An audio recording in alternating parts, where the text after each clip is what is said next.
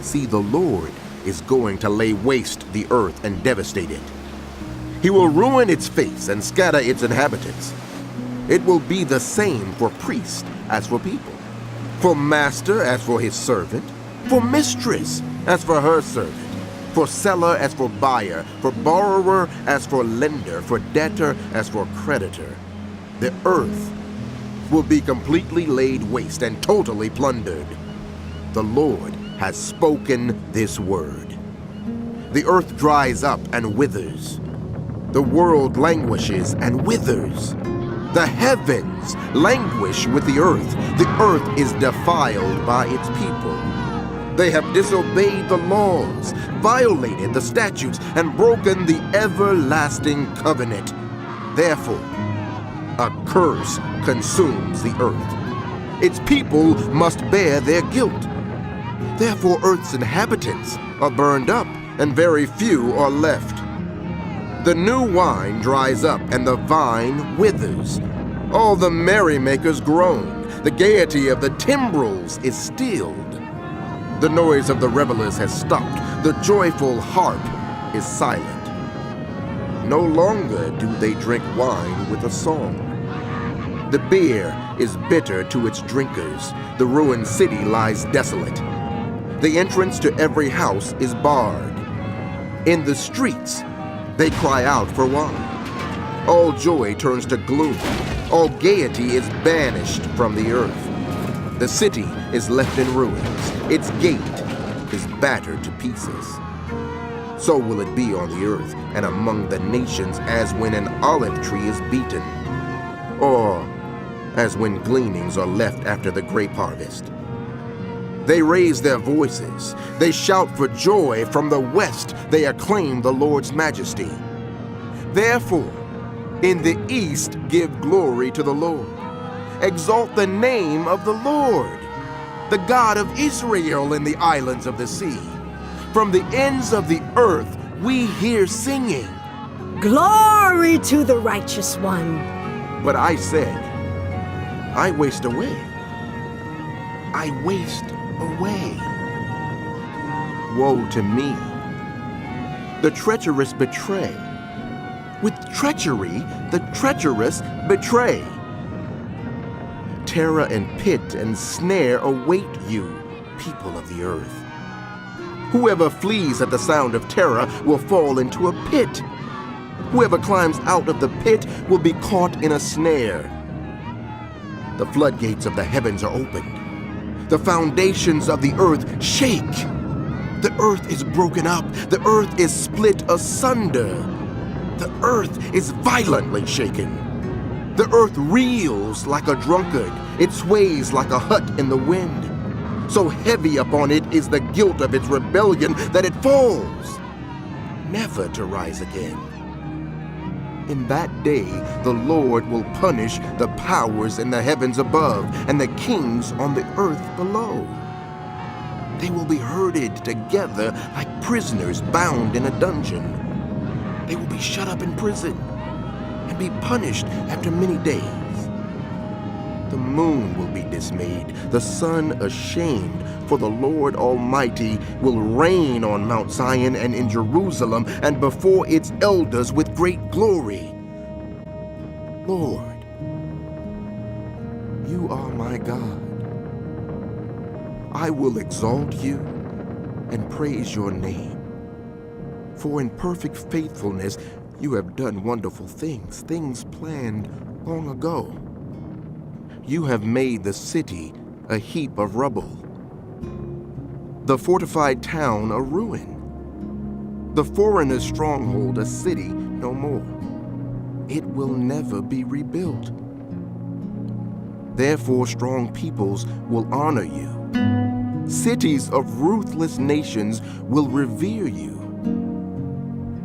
You have been a refuge for the poor, a refuge for the needy in their distress, a shelter from the storm and a shade from the heat. For the breath of the ruthless is like a storm driving against a wall and like the heat of the desert. You silence the uproar of foreigners, as heat is reduced by the shadow of a cloud, so the song of the ruthless is stilled. On this mountain, the Lord Almighty will prepare a feast of rich food for all peoples, a banquet of aged wine, the best of meats and the finest of wines. On this mountain, he will destroy the shroud that enfolds all peoples, the sheet that covers all nations. He will swallow up death forever. The sovereign Lord will wipe away the tears from all faces. He will remove his people's disgrace from all the earth. The Lord has spoken. In that day, they will say, "Surely this is our God. We trusted in him, and he saved us." This is the Lord. We trusted in him. Let us rejoice and be glad in his salvation. The hand of the Lord will rest on this mountain. But Moab will be trampled in their land as straw is trampled down in the manure. They will stretch out their hands in it, as swimmers stretch out their hands to swim. God will bring down their pride despite the cleverness of their hands. He will bring down your high fortified walls and lay them low. He will bring them down to the ground, to the very dust. In that day, this song will be sung in the land of Judah. We have a strong city. God makes salvation its walls and ramparts. Open the gates that the righteous nation may enter, the nation that keeps faith. You will keep in perfect peace those whose minds are steadfast, because they trust in you. Trust in the Lord forever. For the Lord is the rock eternal. He humbles those who dwell on high. He lays the lofty city low. He levels it to the ground and casts it down to the dust. Feet trample it down. The feet of the oppressed. The footsteps of the poor. The path of the righteous is level. You, the upright one, make the way of the righteous smooth. Yes, Lord. Walking in the way of your laws, we wait for you. Your name and renown are the desire of our hearts. My soul yearns for you in the night. In the morning, my spirit longs for you. When your judgments come upon the earth, the people of the world learn righteousness. But when grace is shown to the wicked, they do not learn righteousness. Even in a land of uprightness, they go on doing evil and do not regard the majesty of the Lord. Lord, your hand is lifted high, but they do not see it. Let them see your zeal for your people and be put to shame. Let the fire reserved for your enemies consume them. Lord, you established peace for us. All that we have accomplished, you have done for us. Lord our God, other lords besides you have ruled over us, but your name alone do we honor. They are now dead. They live no more. Their spirits do not rise. You punished them and brought them to ruin. You wiped out all memory of them.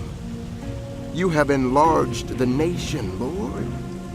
You have enlarged the nation.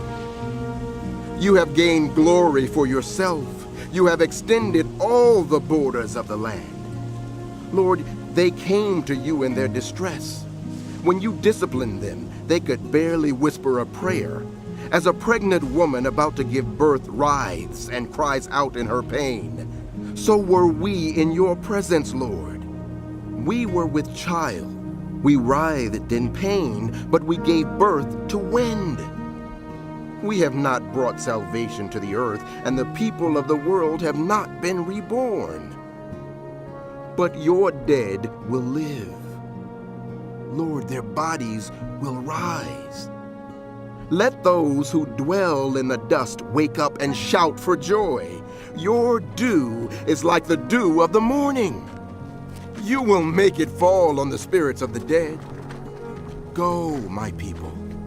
Enter your rooms and shut the doors behind you. Hide yourselves for a little while until his wrath has passed by. See, the Lord is coming out of his dwelling to punish the people of the earth for their sins. The earth will disclose the blood shed on it. The earth will conceal its slain no longer. In that day, the Lord will punish with his sword, his fierce, great, and powerful sword. Leviathan, the gliding serpent. Leviathan, the coiling serpent, he will slay the monster of the sea in that day. Sing about a fruitful vineyard. I, the Lord, watch over it. I water it continually. I guard it day and night, so that no one may harm it. I am not angry. If only there were briars and thorns confronting me, I would march against them in battle. I would set them all on fire. Or else, let them come to me for refuge. Let them make peace with me. Yes, let them make peace with me. In days to come, Jacob will take root. Israel will bud and blossom and fill all the world with fruit. Has the Lord struck her as he struck down those who struck her? Has she been killed as those were killed who killed her? By warfare and exile you contend with her. With his fierce blast he drives her out, as on a day the east wind blows. By this, then, will Jacob's guilt be atoned for, and this will be the full fruit of the removal of his sin. When he makes all the altar stones to be like limestone, crushed to pieces, no Yeshua poles or incense altars will be left standing. The fortified city stands desolate, an abandoned settlement, forsaken like the wilderness. There the calves graze. There they lie down. They strip its branches bare. When its twigs are dry, they are broken off, and women come and make fires with them. For this is a people without understanding. So their Maker has no compassion on them, and their Creator shows them no favor. In that day, the Lord will thresh from the flowing Euphrates to the Wadi of Egypt, and you, Israel, will be gathered up one by one. And in that day, a great trumpet will sound. Those who were perishing in Assyria and those who were exiled in Egypt will come and worship the Lord on the holy mountain in Jerusalem. Woe to that wreath, the pride of Ephraim's drunkards, to the fading flower, his glorious beauty set on the head of a fertile valley, to that city, the pride of those laid low by wine. See, the Lord has one who is powerful and strong, like a hailstorm and a destructive wind, like a driving rain and a flooding downpour. He will throw it forcefully to the ground. That wreath, the pride of Ephraim's drunkards, will be trampled underfoot. That fading flower, his glorious beauty set on the head of a fertile valley, will be like figs ripe before harvest. As soon as people see them and take them in hand, they swallow them. In that day, the Lord Almighty will be a glorious crown, a beautiful wreath for the remnant of his people. He will be a spirit of justice to those who sit in judgment, a source of strength to those who turn back the battle at the gate. And these also stagger from wine and reel from beer. Priests and prophets stagger from beer and are befuddled with wine. They reel from beer. They stagger when seeing visions. They stumble when rendering decisions. All the tables are covered with vomit, and there is not a spot without filth. Who is it he is trying to teach? To whom is he explaining his message? To children weaned from their milk? To those just taken from the breast? For it is, do this, do that, a rule for this, a rule for that, a little here, a little there. Very well then, with foreign lips and strange tongues, God will speak to this people, to whom he said, This is the resting place. Let the weary rest. and, This is the place of repose. but they would not listen. So then the word of the Lord to them will become, do this, do that. A rule for this, a rule for that. A little here, a little there. So that as they go, they will fall backward. They will be injured and snared and captured. Therefore, hear the word of the Lord, you scoffers who rule this people in Jerusalem. You boast. We have entered into a covenant with death. With the realm of the dead, we have made an agreement. When an overwhelming scourge sweeps by, it cannot touch us, for we have made a lie our refuge, and falsehood our hiding place. So this is what the sovereign Lord says. See, I lay a stone in Zion, a tested stone, a precious cornerstone for a sure foundation. The one who relies on it will never be stricken with panic. I will make justice the measuring line, and righteousness the plumb line. Hail will sweep away your refuge, the lie, and water will overflow your hiding place. Your covenant with death will be annulled. Your agreement with the realm of the dead will not stand. When the overwhelming scourge sweeps by, you will be beaten down by it. As often as it comes, it will carry you away. Morning after morning, by day and by night, it will sweep through. The understanding of this message will bring sheer terror. The bed is too short to stretch out on. The blanket too narrow to wrap around you.